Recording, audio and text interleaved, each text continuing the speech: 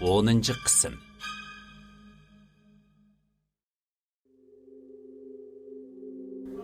O Zobo Shunshung bilan ota-onasining rasmi bo'lib, Shunshung o'ttirsida bir qora mushukni quchoqlab turadi. O bastalik eri uning dadisi bo'lsa kerak. O'ng tarafda bir qora uzun chachli urug' ayol turadi. Bu ayol dal o'qishga kirish marosimida kelgan heliqi ayol. To'g'ri, xato emas.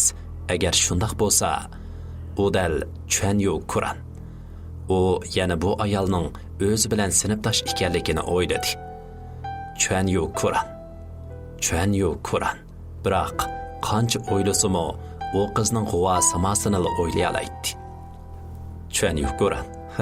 Aran test qayta ko'rishganda siz bilan ko'proq paranglashgan bor edi. Shaolin o'z-o'ziga gap qilayotganda uy ichidan miyav qilgan mushukning uzun miyanglagan ovozi anglandi. G'alatilik his qilgan Shaolin kiristolda uxlayotgan bolani qo'yib, koridorga chiqib atrofga qaradi. Yana mushukning ovozi. Biroq qayerdan kelyapti? U qalaymiqan uy ichiga qaradi. Aslida to'nglatquda bo'lishga tegishli go'sh, tuxumlar yerga chechilgan bo'lib, chirigan sesiq puroq kelib turadi. Bu uyda zodi nima yuz berdi? Shunshungning ota-onasi rostilla sirtqa chiqib ketdimi? Shaolin tengirqash ichida uy ichiga qaytib kirdi. Ammo bu vaqtda kiristolda uxlayotgan kichik bola yo'qolib ketgan edi. Shunshung! Shaolin bolaning ismini to'lab atrofni izladi. Shunshung! Oshxona, mehmonxona, kichik uylar, hojatxona, muncha. Birinchi qavatni butun oqtirib chiqsam-u, ammo Shunshungni topolmagan edi. Shunshung! Hey, Shunshung, bormisan? Shaolin ikkinchi qavatga chiqadigan pashtoq oldiga keldi. Bu vaqtda ikkinchi qavatdan bir kichik bolaning gap qilgan ovozi anglandi. Kaynidan bir ayolning intayin bo'sh ovozi anglandi. U tiniqini yig'ib ikkinchi qavatga asta chiqdi. Ovoz ikkinchi qavat pashtoqning qishidagi bir uydan chiqib-atdi. Ana, nega ketdingiz? Hozir Shaolin muallim kelgan. Ana, mening sizgan rasmim chiroyliqmi ekan? Shaolin muallim bak yo'q sizibsan deydi. Shaolin muallimning onam bilan ko'rishgisi bor ekan. Hech qisi yo'q. Dadam hozir uyda yo'q. Rostla. Shunga chiqsingizmi hech qisi yo'q. Dadam mening shomarimni o'ltiribdi. Qatlanadigan kichik pichoqda uning dumbisini bo'lib, uni o'ltirib yetibdi. Ameliyatda dadam meni yaxshi ko'rmaydi. Ana, mening haqiqiy dadam Shaolin muallimma. Tafsili anglasa, kichik bolaning ovozini anglag'ili bo'ladi. Ammo javob bergan ayolning ovozi bakli bo'sh, ham ig'ir bo'lib anglag'ili bo'lmaydi. Ammo jazm qilg'ili bo'ladigini ichida bir ayol bor edi. Shunshung! Shaolin eshik oldida to'xtab to'ladi. Shunshung! Men kirdim-a? Kaynidan eshik ochildi. Bu uy Shunshungning uyidek qiladi. Tam ishkavida necha parcha qora sham qalamda sizgan rasm bo'lib, yerdimi necha parcha mushuk bor rasm chechilib turgan edi. Ammo bu yerda faqat Shunshung bir odamla bor edi. Boy aniqla bir ayolning ovozi anglangan. Hozir nemishqa tuyuqsiz yo'qolib ketdi. Shunshung! Shaolin to'ladi. Biroq Shunshung Shaolinni ko'maganda qog'ozni yerga qo'yib, qora sham qalamda rasm chizib-atdi. U rasmmi mushukning rasmi bo'lib, nurg'un mushukning beshi tizilgan rasm edi. Hey, Shunshung, boya sen kimga gap qilding? Garchi Shaolin so'rsimi, ammo rasm chizib-atgan u bola yanilib beshini ko'tarmay o'ltiradi. Hayronlik his qilgan Shaolin uy ichiga qaradi. Uy ichidagi hammasi mushukning rasmi bo'lib, mushukning beshi bilan badani tam bilan to'ris orasida ayrim qatlanib chizilgan edi. Yanto mushukning rasmi qarmoqqa kichik bola chizgandek emas.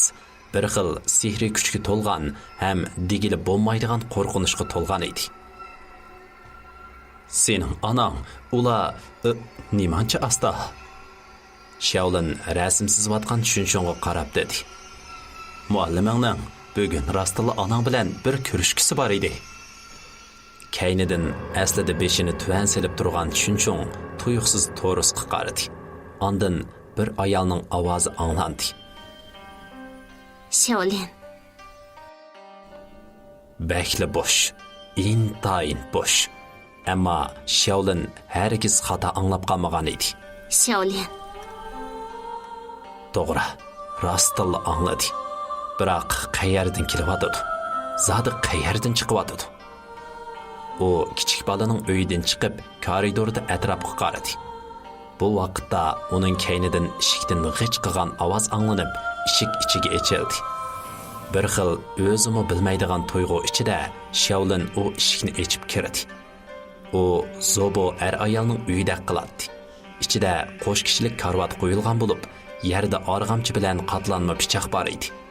Yana g'alit puraqliq qorranglik dog'lar bo'lib, biroq odam ko'rinmaydi. Shaolin tomdagi video chatilni yondirdi. Ammo g'alit yeri chiroq yonmadi. U asta uy ichiga kirdi. Bu uning tunji qatim boshqalarning uyiga kirishi edi. Shaolin o'zimi bilib bilmay, saboqdashi Qur'onning karvat ustida yalang'och holda eri bilan u ishni qilgan holatini o'yladi. Yotoq uyning bo'ling'idagi ustalda kompyuter bo'lib, uning qishida bir kafi rang chaplanma xotira va bir qancha parcha rasm turadi. Rasmdagi odamning hammasi oq rangli kiyim kiyib olgan uzun soch qiz. Chuanyo Qur'on. Shaolin doim sinfda yolg'iz bo'ling'da o'ltiradigan qizni esladi. To'g'ri, u Chuanyo Qur'on. U rasmni ustalga qo'yib, chaplangan xotiraga qaradi. Gerçi boshqalarning narsasini o'g'irlik chukirish to'g'ri bo'lmasa-mu, ammo balkim u qiziqib qolgan bo'lsa, Shaolin asta xotirini ochdi. Xotira ichidagi xatlar uncha chiroyli yozilmagan bo'lib, yana necha parcha ancha chiroyli bo'lmagan qistirma rasmlar bor edi. Shaolin. Shaolinning nazari daftar ustidagi Shaolin degan xatga tushdi. Chaplanma daftarining oq betida Shaolin degan xat tushib ketgan edi. Bugun yana Shaolin bilan qarshib qoldim. Yuragim xuddi boshqacha tezlab ketdi. Shaolin bugun yana kitobxonaga berib, rasmli kitob ko'rdi. U Shaolin doim boradigan kitobxona.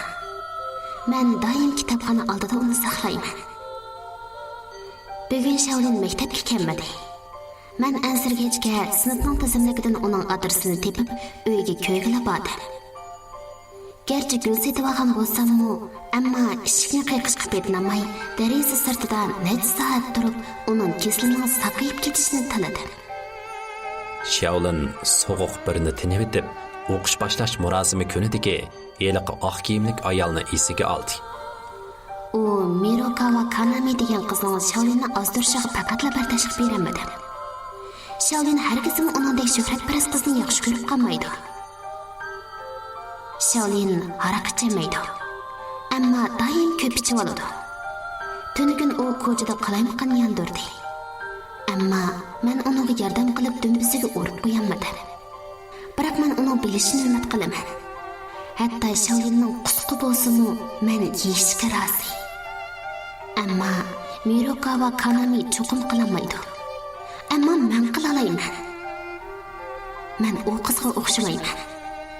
Shu tulkijindek Shaolinga yiqilishga amalsiz. Biroq Shaolin hamma ko'nglimni tushunadi. Bugun tushlik tamoqda Shaolin birinchi oshxonada tamoq yedi. Kaynidan kola ichdi. Andin Mirokawa Kanamini qahva ichishga taklif qildi. Qahvaxonada men o'z ko'zim bilan ularning qo'l tutishganligini ko'rdim. Bugun degan men burunqidek Shaolinning uyining oldida uni saqladim. Biroq Mirokawa Kanami bilan Shaolinning qo'l tutishib chiqqanligini ko'rdim.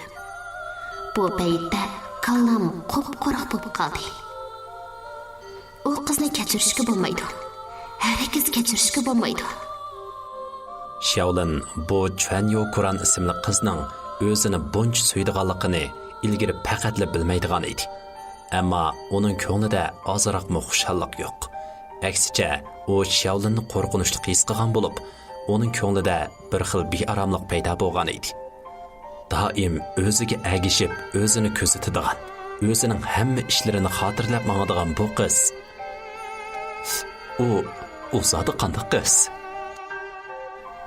U o'ziga so'zlab, ixtiyorsiz xotirini ustal ustiga qo'yib, bu uydan chiqib ketmoqchi bo'ldi. Xiaolin, U ayolning ovozi yana anglandi va bir narsa tushgan ovoz tam ishkovidan anglandi. Xiaolin, Garchi uning putlari ozroq titrab ketgan bo'lsa-mu, ammo berib jazmlashtirmasi bo'lmaydi.